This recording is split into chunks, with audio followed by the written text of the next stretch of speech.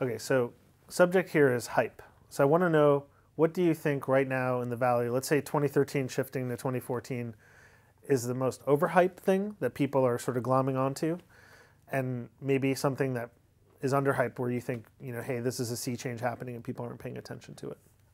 Good question. I'm not sure I have a great answer for you on either. I think underhyped until a year ago was mobile, actually. I think the transformation of mobile is still more going to be more radical and more revolutionary than most people realize. Although now the metrics are so obvious that only sort of ignorant people can kind of close their eyes to them.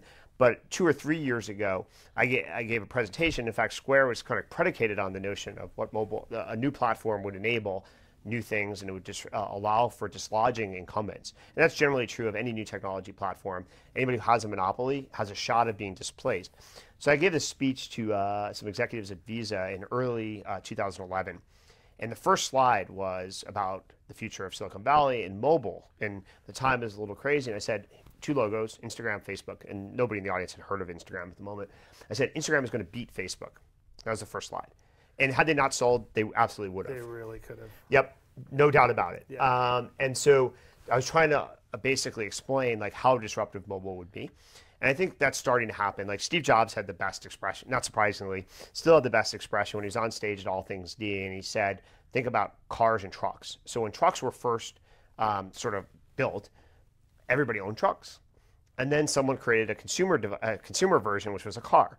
And anybody who wasn't doing a professional task, for the most part, migrated to cars. So that's what's happened. That's what the iPad's going to unlock, is people are not going to use laptops. And I actually believe that. The idea that someone who's not a programmer or doing long form content or heavy design is going to use a computer 2 or 3 years from today is false.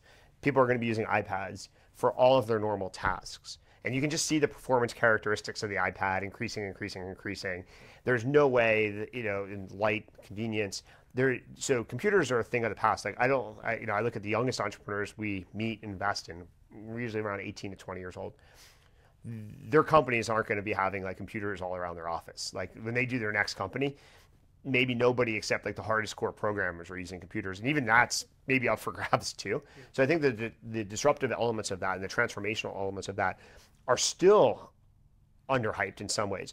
Like for example, Matt Kohler had the best description of this by far I've ever seen, which is the phone, the mobile device is a remote control for the real world.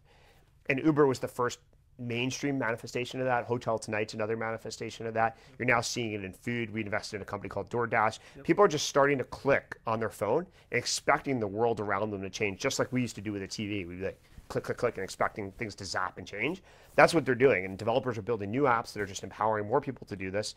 And consumers are starting to expect that that's the way the world's going to be. So I think that's the big, massive trend.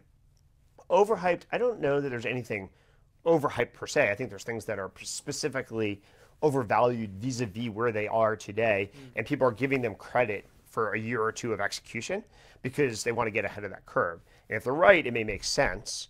And if they're wrong, they'll pay a price for that. But I don't think there's like a hype in the sense it's fundamentally false. It's just extrapolating from a trend and saying, I'm going to pay you now for what you're probably going to get to or what I predict you're going to get to in 2 years.